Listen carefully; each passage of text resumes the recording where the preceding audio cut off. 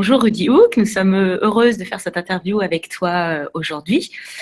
Il y a deux de nos collègues qui sont pas là, mais qui ont aussi participé donc pour cette interview, et donc on te posera les questions qu'elles nous ont envoyées. Nous avons rencontré lors de l'apéro web il y a cela plusieurs semaines, et tu nous avais parlé donc de l'innovation que tu avais créée. Et avant tout, je voudrais déjà que tu nous retraces un petit peu ton parcours et tes expériences professionnelles, et ensuite que tu nous parles de ton projet. Ok, donc moi j'ai simplement commencé avec des études en école d'ingénieur en électronique, l'école des mines de Saint-Étienne en fait. Et puis depuis 5 ans, je suis responsable innovation à Phoceis, une boîte dans laquelle on fait plutôt des applications mobiles. Et là, cette année, on a pu rejoindre un peu les deux aspects électroniques et informatiques pour commencer à créer des objets connectés. D'accord. Et du coup, comment t'es venue cette idée et ce concept que tu as développé sur cette première chaussure de tennis connectée? En fait, c'est une idée qui part d'un appel à projet. Et c'est donc une chaussure qui est sortie un peu d'un brainstorming qu'on a l'habitude de faire ici au sein de l'entreprise. Si vous voulez, le client ou le partenaire était déjà identifié puisqu'il s'agissait de ERAM. Et c'est un client auquel on voulait répondre. Et les idées ont fusé autour de la chaussure. Et notamment grâce aux choses qu'on a pu voir en visitant le CES 2015, donc celui de l'an dernier, et de voir un peu l'émergence des objets connectés. Ça nous a donné pas mal d'idées pour ce concept particulier. Ok, très bien. Et du coup, peux-tu nous faire un petit peu une démonstration de ce produit et nous expliquer comment ça fonctionne Ouais, je l'ai juste là. C'est cette Super. fameuse chaussure. Donc, Ouais. cette chaussure, l'idée de base qu'on propose à ERAM, c'est de faire un produit dont on pourrait changer la couleur grâce au smartphone. Et on a réussi en faisant un assemblage un peu particulier, puisqu'il y a cette partie ici, qui est un textile intelligent. Il est réalisé à base de fibre optique. C'est un textile qui ressemble un peu à ça. Et c'est de la fibre optique qui est tissée. Ce qui est intéressant dans la fibre optique, c'est qu'elle a la particularité de pouvoir conduire la lumière. Normalement, elle l'emprisonne puisqu'on en met de la lumière à la base de la fibre optique, elle ne sort qu'à la fin. Celle-ci, elle est abrasée un peu tout le long pour permettre à la lumière de sortir de manière homogène. Et suivant la couleur de la lumière, ça donne une couleur au textile. D'accord. Donc dans cette chaussure, on a pu intégrer l'électronique dans la semelle. Et l'électronique, elle est contrôlable en Bluetooth depuis un smartphone. Et donc si je démarre l'application, hop, démarre l'application et je vais essayer de vous faire une démo. Le but, c'est de pouvoir choisir sur son téléphone la couleur que prendrait la chaussure. Et ici, voilà, j'ai Ouais, du vert, j'ai du bleu. Je ne sais pas si on voit bien à la caméra. on voit bien les différences, ouais. D'accord, très bien, ouais. Ouais. Et donc voilà, on envoie simplement la couleur que l'on souhaite afficher sur la chaussure via le téléphone. Et puis voilà le résultat. Et on peut personnaliser en temps réel sa chaussure et l'accorder à sa tenue. Ouais, ça c'est top. Très bien. Et comment as-tu levé des fonds pour lancer ce projet? Donc ça, c'est une réponse à un appel à candidature qui est lancé ici par le PICOM, c'est le pôle de compétitivité des industries et du commerce qui est situé dans le Nord. Ouais. Et il lance des appels à candidature chaque année.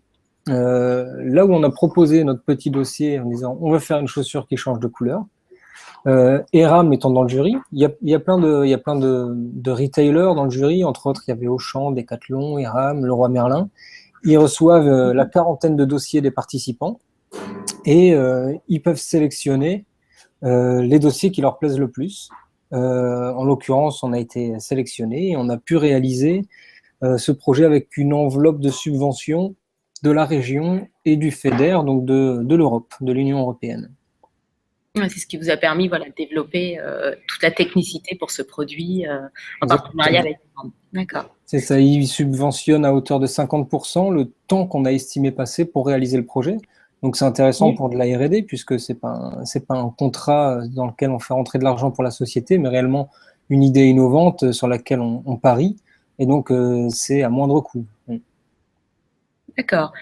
Et du coup, tout ce qui est plan média et le lancement pour ce projet, tu l'as fait en parallèle avec ERA On a documenté le projet tout au long de la réalisation.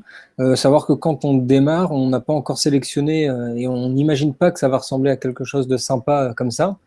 On se dit que ça va être un peu un prototype monstre avec des fils partout. Et donc, on commence à documenter, mais on ne réfléchit pas tout de suite à un aspect communication média. Mais dès la première présentation en interne du produit fini, on s'est rendu compte de l'intérêt que portaient les gens au produit et on a monté un dossier de presse. C'est vraiment main dans la main, en partenariat avec ERAM.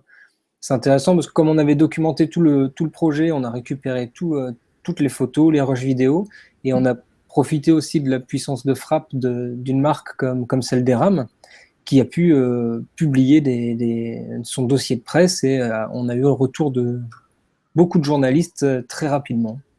D'accord. Et est-ce que tu aurais connaissance de concurrents qui auraient eu la même idée au même moment, par exemple en Europe ou même dans la France parce que souvent, les bonnes idées, voilà, elles apparaissent souvent en même temps, donc on se demandait s'il y avait des concurrents. Ouais, en ayant eu cette idée de chaussures qui changent de couleur, c'était donc en février de l'an dernier. On n'avait pas vu grand-chose. Et puis, à peine après avoir commencé le projet, on a commencé à voir arriver des chaussures dont les semelles étaient équipées de LED qui changeaient de couleur, qui clignotaient. Et puis, quelques mois après, carrément commercialisées en boutique. Donc, ça ne nous a pas arrêté puisque en cherchant un petit peu ce que faisaient ces chaussures, elles ne sont pas connectées. En fait, le vrai avantage de ce qu'on arrive à faire ici, c'est qu'on est connecté à un smartphone et donc potentiellement connecté à Internet aussi. D'accord. Ouais, c'est ça la différence. Ce que ne font pas les chaussures qu'on voit aujourd'hui dans les surfaces avec les LED de couleur. Et de plus, nous, on est vraiment sur le textile et pas sur de la LED intégrée dans une semelle. Donc, c'est vraiment tout l'aspect textile qui prend la couleur. D'accord. Et donc, pour l'instant, donc c'est ERAM, j'imagine, qui a une exclusivité. Exactement. Mais comme tu as bien dit que c'était du textile, peut-être qu'il y a d'autres applications à venir. Voilà, peut-être pas dans la chaussure, mais les vêtements. Et ERAM, on continue sur le projet pour la commercialisation de ce produit. Il y a l'exclusivité avec la chaussure, comme vous le dites. Mais c'est vrai qu'on est déjà en discussion avec des gens qui nous ont marqué, qui font du textile, entre autres, donc que ce soit des manteaux, des sacs, des casquettes. On réfléchit à la suite du projet pour intégrer cette technologie et notre savoir-faire dans d'autres produits. Notamment aussi pour les sportifs, ça peut être un bon débouché aussi. Pour les sportifs, pour la sécurité aussi, il y a énormément d'applications envisagées avec ces technologies. Ok. Ouais, donc d'autres partenariats en vue et d'autres débouchés pour profiter de la connexion, en fait, la connectivité de ce tissu avec des lettres. Exactement. Bon, tout ça reste un peu secret, j'imagine. Pour le moment, ouais. D'accord. C'est normal. Ok. Quels ont été les gros obstacles techniques, en fait, pour passer chacune des étapes? Alors, il y a eu un gros obstacle au début, c'est de pouvoir, en faisant un prototype rapide, intégrer de l'électronique qui prend de la place dans une semelle de chaussures. Ouais. Donc ça, c'est pour ça qu'on était parti à la base sur un tout premier modèle qui était une sandale femme à talons compensés pour profiter d'un espace maximum dans la semelle. Et en plus, cette semelle était complètement rigide, ce qui fait qu'on n'avait pas de problème de déformation lors de la marche. Donc la première difficulté, ça a été de miniaturiser toute cette électronique pour venir l'intégrer dans une semelle où j'avais le droit à 8 mm d'épaisseur. Et autrement, il y a vraiment des choses qui sont liées aux produits de chausseurs aussi. Quand on a voulu assembler la chaussure sur la chaîne de production d'ERAM avec des textiles un peu particuliers comme celui-ci, l'électronique, il faut en fait, à un moment donné, la chaussure passe au four, elle passe dans elle est cousue, donc elle est piquée tout le long. Il y a des cols qui sont abrasifs, puisqu'à base de solvant. Et à chaque étape, on détériorait un peu l'électronique, le textile. Celui-ci avait fondu sous l'effet de la colle, donc la lumière ne passait plus. Et il y a eu donc beaucoup d'itérations sur la chaîne de fab ERAM pour réussir à avoir un prototype qui respecte un peu les contraintes classiques des chaussures qu'ils vendent et qui puisse sortir de l'usine, quoi. Oui, j'imagine, ouais, normal. Et pour l'application, en fait, qu'est-ce qui sera possible de faire avec l'application pour la personne qui va acheter les baskets chez RAM? On peut choisir la couleur, mais est-ce qu'il y a d'autres options qu'on peut développer? Oui, aujourd'hui, alors ça va être pareil, un peu compliqué de le faire voir avec la caméra, mais quand je choisis une couleur sur la palette, si je ne trouve pas celle qui me plaît le plus, je peux aussi essayer de démarrer mon appareil photo, filmer une couleur en particulier. Alors là, est-ce que j'ai un peu de rouge? En gros, je filme une couleur directement avec mon appareil et elle va venir la retranscrire en direct sur le textile de la chaussure. Donc, j'essaie de faire passer les choses. J'espère qu'on s'en rend compte. Voilà. Et une fois que j'ai validé cette couleur, ce qu'on a fait aussi, c'est un petit tic ici qui permet de faire en sorte que la chaussure, en tout cas le textile, s'allume au rythme de la musique qui se trouve dans la pièce. Par exemple, ici, au rythme de ma voix.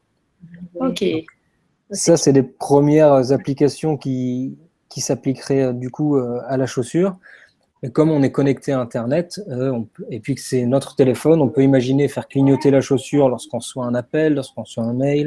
On peut imaginer que la chaussure change de couleur toute seule puisque ça a analysé mon flux Twitter et je sais si je suis dans un mood positif ou négatif. En fait, on peut imaginer une multitude de fonctionnalités à partir du moment où j'ai Internet et une chaussure qui prend des couleurs différentes.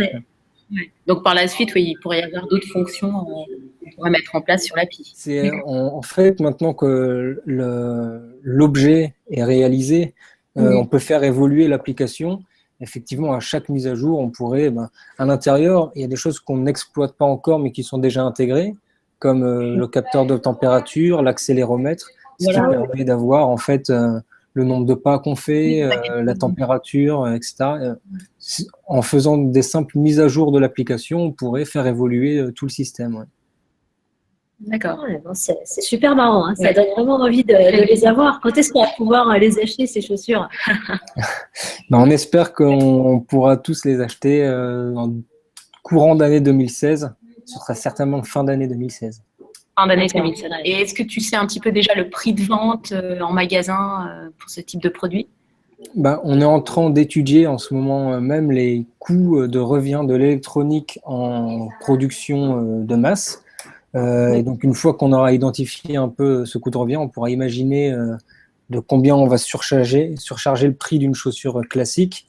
Le but, c'est de surtout pas dépasser les 150 € pour la paire de chaussures. Ouais, d'accord. Ok. Bon, on va attendre alors. Oui, impatiemment. Nous, on a fait le tour de nos questions. Donc, on te remercie pour toutes tes réponses. Voilà, c'était très clair. Pour le temps que tu nous as consacré, Je vous en prie. Une façon fort intéressante. Merci beaucoup. Merci Rudy, à très bientôt. Au revoir. Merci, bonne journée. Au revoir.